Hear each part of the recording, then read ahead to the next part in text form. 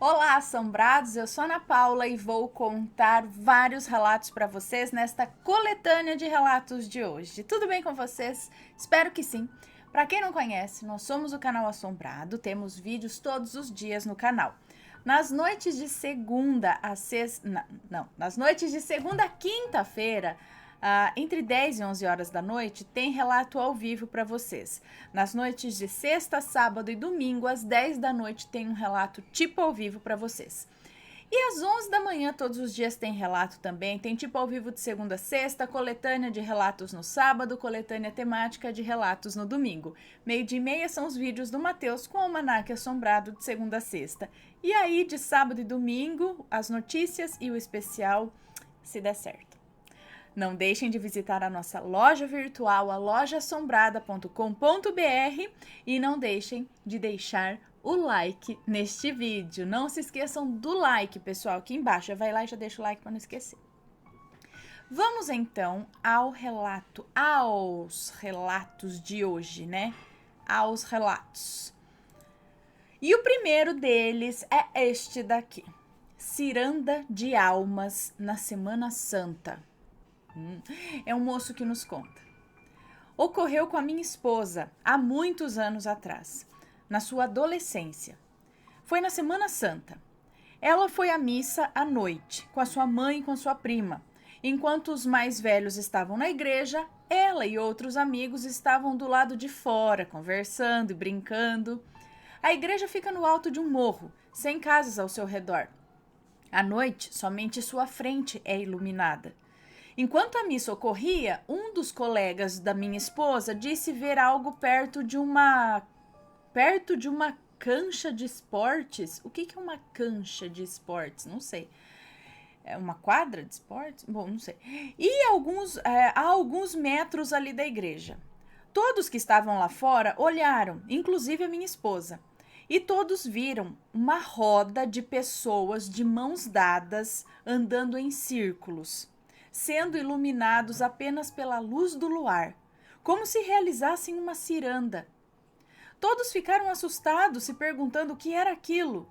Então olharam para cima e viram, sobre as árvores, perto das pessoas, vultos que pulavam do topo de uma árvore para outra, de forma tão rápida que tornava impossível descobrirem o formato daqueles seres. Eles então foram em direção à igreja. Uma menina, entretanto, ficou para trás. Ela caiu e começou a gritar, dizendo que não podia se levantar e que estava sendo puxada. Os gritos fizeram com que alguns dos que estavam dentro da igreja fossem ajudá-la.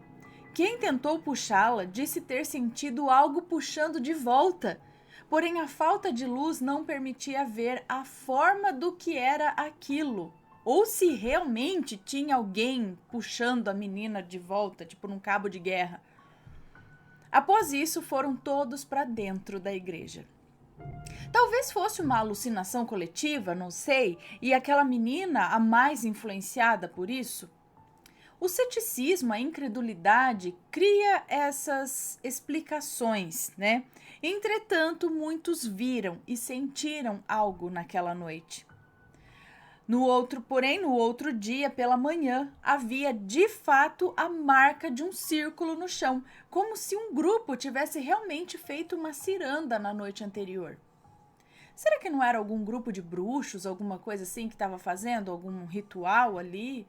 E eles puderam ver até as energias se manifestando no local, nas árvores, sei lá. Não sei, mas a menina sendo puxada, sei lá, não sei. Vamos lá. Próximo relato. Irmãos compartilham o mesmo sonho com a mãe já falecida. Deixa eu só ver se tá tudo certinho aqui. Com a gravação, com a música. Acho que tá ok. Vamos lá.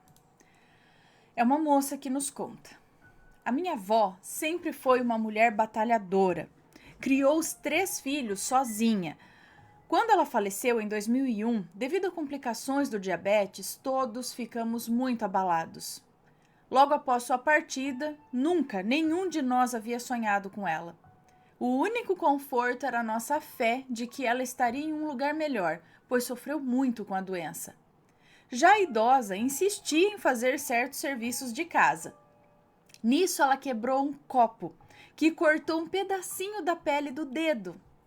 Essa ferida, infelizmente, evoluiu para uma amputação da perna esquerda, do joelho para baixo. Depois disso, a diabetes ainda lhe levou a visão. Foi muito sofrimento num espaço de 7 anos. Então agora esperávamos que ela tivesse o merecido descanso ao lado do Criador. Minha mãe, assim como a minha avó, são simpatizantes do espiritismo, embora frequentemos muito a Igreja Católica.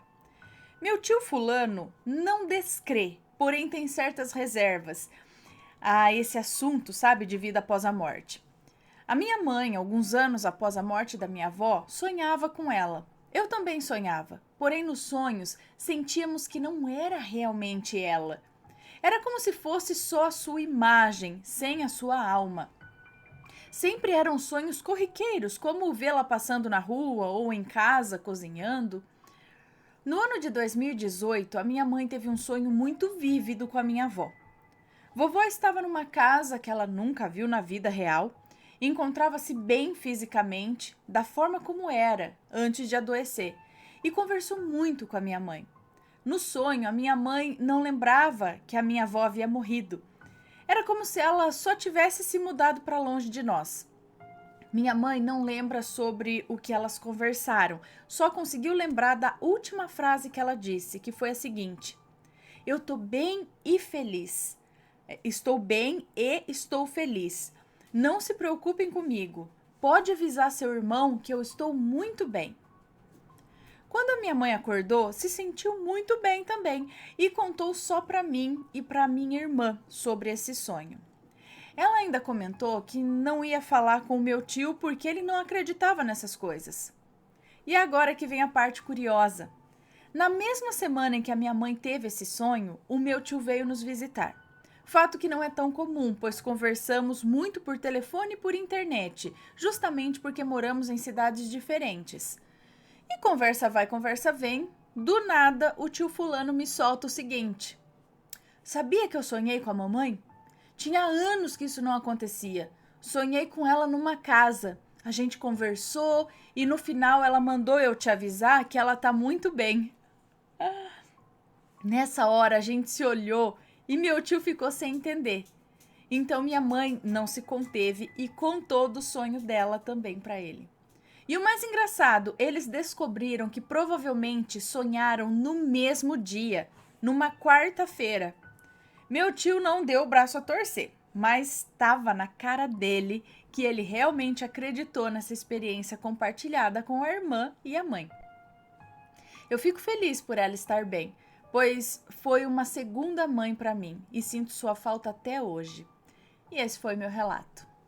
Ah, tá vendo? Como pode ser coincidência? Como pode o mesmo sonho, praticamente talvez no mesmo dia, né? Dando os mesmos recados. Muito interessante. Próximo relato. Silhueta de soslaio. Soslaio, por acaso seria assim de rabo de zóio, de esguego, assim, alguma coisa assim, de eu vi de soslaio, quando você vê algo na visão periférica, é isso, soslaio? Bom, silhueta de soslaio, acho que é, não tenho certeza, depois vocês me falam aí. É uma moça que nos conta. Todo mundo tem algum tipo de experiência ligada ao sobrenatural, todo mundo tem. Muitos ignoram, outros acham que é besteira, mas poucos acreditam logo de cara. Na minha adolescência, próximo aos 13 anos, o meu pai tinha uma assistência técnica de computadores e nos mudamos para um novo local. Comecei a ajudá-lo, fazendo o serviço mais fácil e repetitivo, como formatar computadores, instalar programas e drivers básicos, enquanto meu pai e outros funcionários faziam a parte mais difícil. Era muito comum eu ficar sozinha na sala de computadores ou até mesmo na loja, pois algumas vezes eles saíam para alguma visita técnica. E a minha mãe e uma outra funcionária faziam a parte de banco, cartórios e coisas desse tipo. Geralmente, nesses dias em que eu ficava sozinha, eu tinha uma sensação muito estranha. seguida de um arrepio sufocante sem motivo aparente. Em outras vezes eu sentia uma presença, como se tivesse alguém ali comigo, sentado em uma das cadeiras. Ao olhar de canto, percebia uma silhueta, mas ao encarar diretamente eu não via nada lá. Nessa sala tinha vários acessos. Uma porta à minha frente, que dava acesso ao interior da casa, e outra porta atrás, que dava acesso ao quintal. E à minha esquerda era uma entrada que levava à cozinha. Às vezes eu olhava no monitor e via, no reflexo dele, a luz que vinha do quintal pela porta grande. E no meio dessa luz, algo que parecia uma silhueta de um homem adulto em pé na porta. Porém, ao olhar, não havia ninguém. Eu estava sozinha. Em outros casos, eu tinha a impressão de ter alguém me olhando, encostado no batente da porta que dava para o interior da casa. Ou até mesmo ouvir vozes sussurrando algo. Ou até mesmo ouvir vozes sussurrando algo que eu não entendia. Mas não havia ninguém mais na casa. Não tinha sentido lógico a origem dessas vozes. Todas essas coisas me assustavam, mas eu preferi não comentar, com vergonha do que as pessoas pudessem pensar. Os negócios não estavam indo bem. Então a minha mãe resolveu fazer uma simpatia para espantar o mal-olhado, colocando um copo de sal grosso atrás das portas que davam entrada à casa.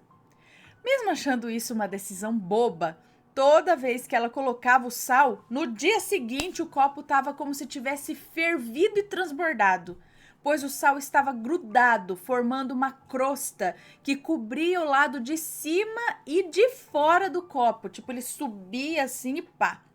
E a água do copo desaparecia. Ela enchia 3/4 do copo com sal, aqui, e eu sempre achei isso estranho, sabe? Ela enchia. Ela enchia 3/4, tipo, o copo é isso aqui, ela enchia isso de água e colocava o sal.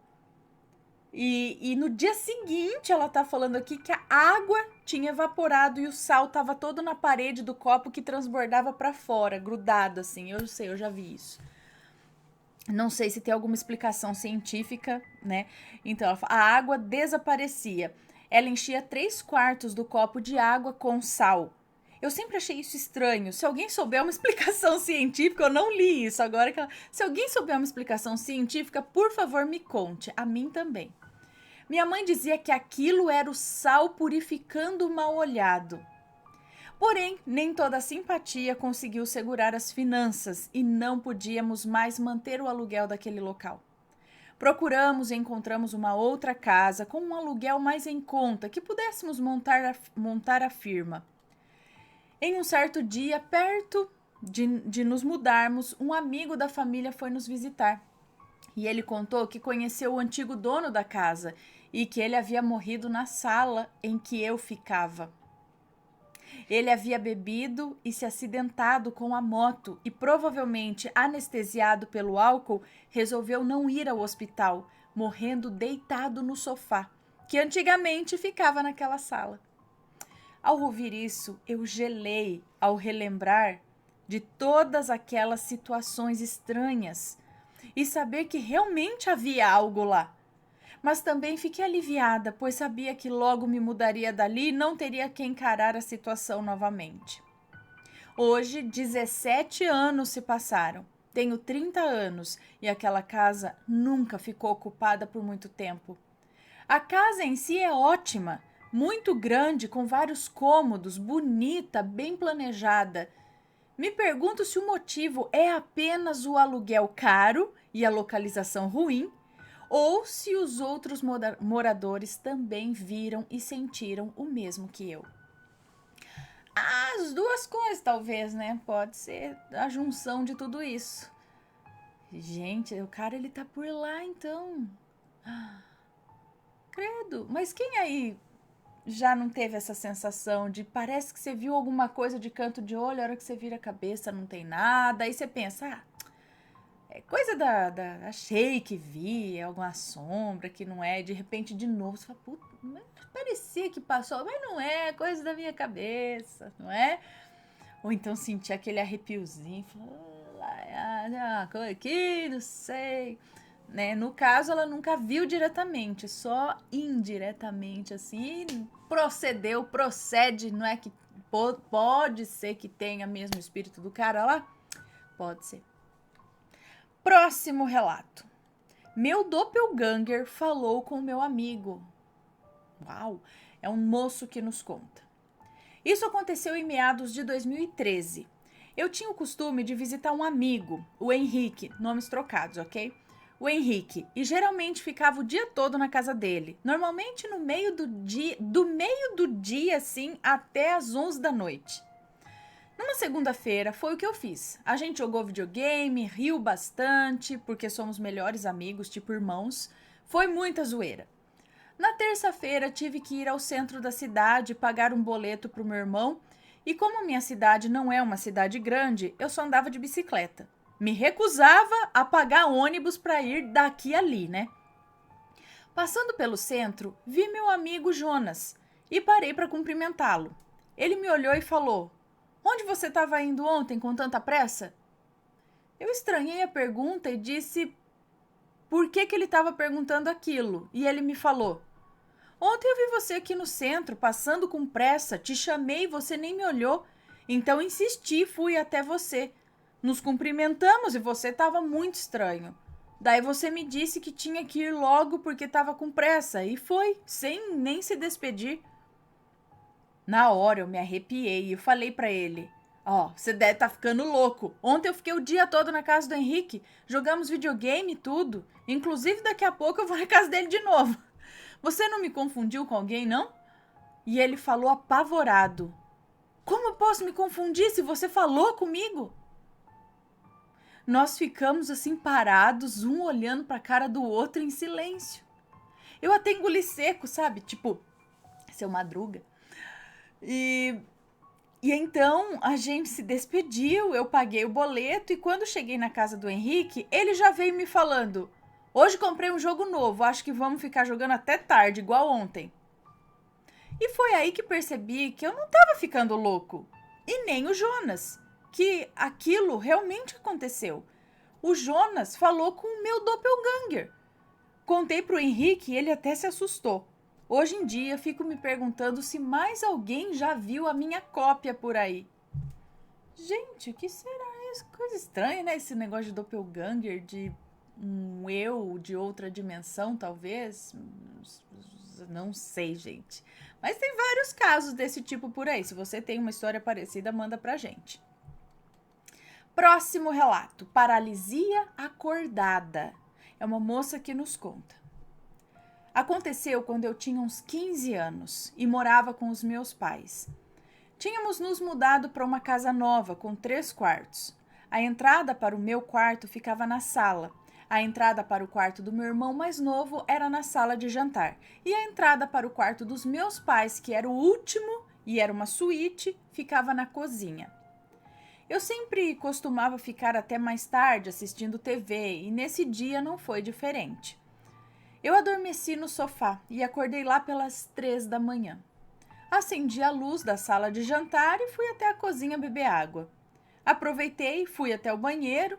Quando terminei tudo, voltei para apagar a luz da sala de jantar e aí eu simplesmente não consegui apagar.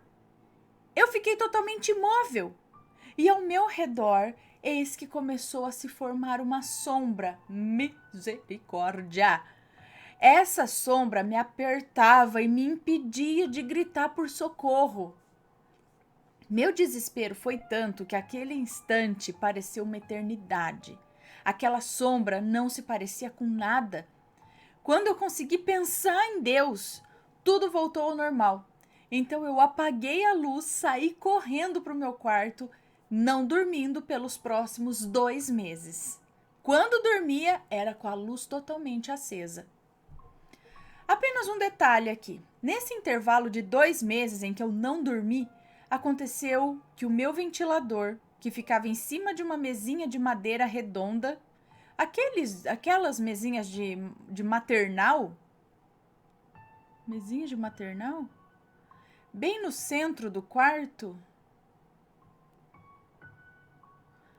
mesinha de criança, é isso? Que fica bem no centro do quarto. Do nada, o meu ventilador caiu com muita força no chão. E isso nunca tinha acontecido, nem nada parecido antes. A força foi tanta que ele quebrou quase toda a proteção ao redor. Pois bem, minha mãe é evangélica. Quando completou 2 meses sem eu dormir direito, eu fui à igreja com ela. Nesse dia, o pastor revelou que tinha alguém ali que não estava conseguindo dormir, pois havia uma presença muito ruim no quarto. E que a partir daquele momento, Deus daria conforto. Detalhe, ninguém sabia disso, nem a minha mãe. E realmente o meu quarto tinha uma atmosfera muito carregada. Dava para sentir. Era um calor infernal lá dentro, abafado, muito diferente do restante da casa. Então o pastor me apontou e me chamou. Depois, quando acabou, fui para casa me sentindo tão bem que foi a primeira vez depois de 2 meses que eu consegui dormir em paz. Tempos mais tarde, minha mãe me contou que o irmão falecido da dona da casa que alugamos teve muitos problemas com drogas. A porta dos fundos era arrombada e ele já havia inclusive tentado entrar pelo forro, tudo quando a irmã dele ainda morava lá. O meu quarto era justamente o quarto dele. Ah, entendi tudo. Olha lá, tá vendo? Quando você vai dar uma investigada na história da casa, que você descobre que as coisas batem. Pois é. Sabe o que tinha que ter uma lei contando a história da casa. Se você precisa vender ou alugar, você precisa escrever e registrar a história dessa casa. E quem que vai contar a verdade, né? Quando precisa alugar ou vender. Bom, mas seria muito interessante de comprar, alugar a casa sabendo de sua história. Se não me engano, o Matheus falou em alguma notícia, almanaque, não sei, que teve algum país que tinha uma obrigatoriedade, assim, da pessoa que vai vender ou alugar a casa. Se houver fantasmas ou atividades paranormais na casa, a pessoa tinha obrigação de falar, de avisar. Olha, tô vendendo essa casa, mas tem fantasma, tá? E é seu critério ficar aqui ou não. Aí a pessoa fala, não tem fantasma. Ah, mas vale a pena, o preço tá bom, vou ficar. Ou não, não, se tem fantasma, então não quero. É um negócio assim, vocês lembram? Acho que tem, algum lugar aí. Tem que avisar se tem fantasma. Próximo relato. A criança sábia. E este é o último relato desta coletânea. A criança sábia. É um moço que nos conta. Quando eu tinha uns 3 a 4 anos de idade, a minha família morava em Itaquaquecetuba. E nossa casa não tinha muros, e sim uma cerca de arame farpado. Então todo tipo de animal podia entrar e sair a hora que desejasse. No quintal havia um monte de areia, que deve ter sobrado da construção da minha casa, não sei dizer. E eu, como toda criança de 3 a 4 anos, adorava brincar na areia. Minha mãe sempre me falava: Fulano, pare de brincar nessa areia. Muitos cães de rua entram aqui e dormem nela. Você vai acabar pegando uma doença. Quem nunca ouviu isso da mãe quando foi brincar na areia, né? Gato faz xixi aí, vai pegar bicho de pé, sei lá das quantas, micose, essas coisas, sai da areia. E a gente não tava nem aí, sentava na areia, enfiava os pés. Realmente, era aquelas areias que ficava na rua. Não sei se vocês já brincaram assim. Quando tinha alguma casa construindo, eles jogavam, deixavam aquele monte de areia na rua, a criançada ia tudo lá, sentava, enterrava, enfiava os pés na areia, enfiava os braços, e na mesma areia que os cachorros, gato ia fazer xixi, cocô, você tava, de repente, tava mexendo na areia, ui, achava um cocôzinho seco lá. Ai, foi pra lá, continuava brincando na areia. Tá vendo, gente? Não sei como a gente tá vivo ainda hoje. Bom, e aí, né, ia brincar na areia. Isso que tava no quintal da casa dele, né? A gente brincava com a areia da rua. Então falava isso: pare de brincar, os cachorros dormem na areia, você vai acabar pegando uma doença. E adivinha? Eu realmente peguei. Era uma sarna terrível. Olha, ainda bem que eu nunca peguei sarna, brincava na areia, nem nada. Talvez um verminho ou outro, mas era uma sarna terrível. Eu lembro que uma bolha de pus cresceu na palma da minha mãozinha. Ai, judiação, deve doer. Na época, nessa época, né? E eu nem conseguia fechar a mão. É sarna? É? Minha mãe ficou brava com a minha desobediência lá, tá vendo? E preocupadíssima, claro. Um dia, do nada, eu fui até a minha mãe e disse: Mãe, papai do céu falou para a senhora me levar na mata para pegar uma planta para me curar. Minha mãe, que não duvidava de nada, pegou um facão e me levou. Ela tinha um grande conhecimento de plantas e ervas, sabia fazer chás, banhos e xaropes medicinais. Porém, toda planta que ela me mostrava, perguntando se era essa ou era aquela, eu dizia que não era. Até que, sem paciência, ela virou e me perguntou como era o nome dessa planta. Foi então que eu disse: o papai do céu falou que o nome é arranheira. Pronto, minha mãe ficou perdida de vez. Que diacho de planta é essa? Ela pensou. Como ela ia achar algo que nunca ouviu nem sequer o nome? Como que identificar ali? Foi aí que uma voz disse no ouvido dela: ele está tentando dizer a você que é aroeira. Ai, minha mãe agradeceu a Deus. Assim que ela olhou para o lado, viu o pé de aroeira. Então eu falei para ela que tinha que ser a casca e que eu tinha que tomar banho da casca da aroeira. Minha mãe sorriu e, devido ao conhecimento que ela tinha, já até sabia o que era para fazer.